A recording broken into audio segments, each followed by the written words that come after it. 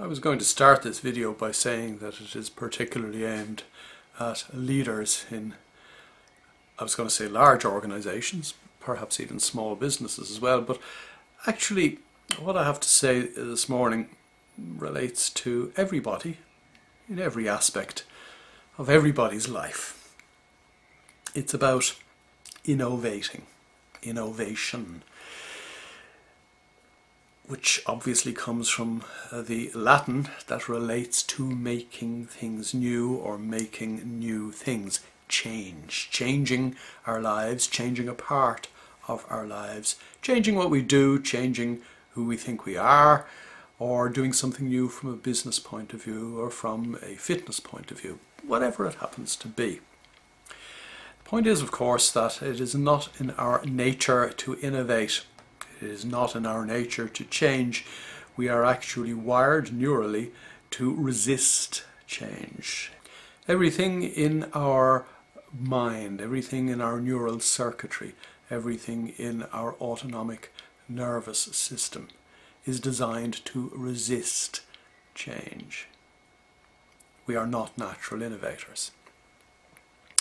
And you won't innovate, you won't create, you won't do something new or different or change by simply trying to do more of the same thing, or indeed trying to do anything at all. You need to give yourself elbow room, you need to give yourself space so that the change that you need to make or the new ideas that might overtake you become apparent to a clear state of mind that you have cultivated in yourself for that specific purpose. What are we talking about?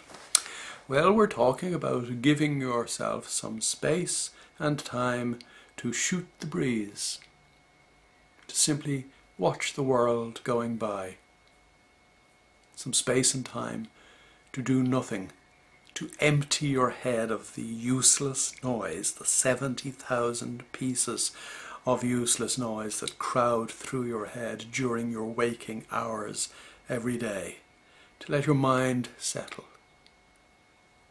and to let your subconscious mind, specifically the amygdala and the insula, we won't go into the neural details, but specifically those two little pieces of your mind, to actually present you with new ideas, with new ways of doing things, with exciting goals and objectives and ways of achieving them. There's quite a body and a growing body of research that tells us that there are small, older evolved parts of our brain that kind of know what is best for us to do right now at this moment in time, that kind of know what is best for us to achieve in our lives. We never hear them because we're too busy doing stuff we shouldn't be doing, or thinking thoughts that are whizzing through our heads that have no relevance to our lives at all.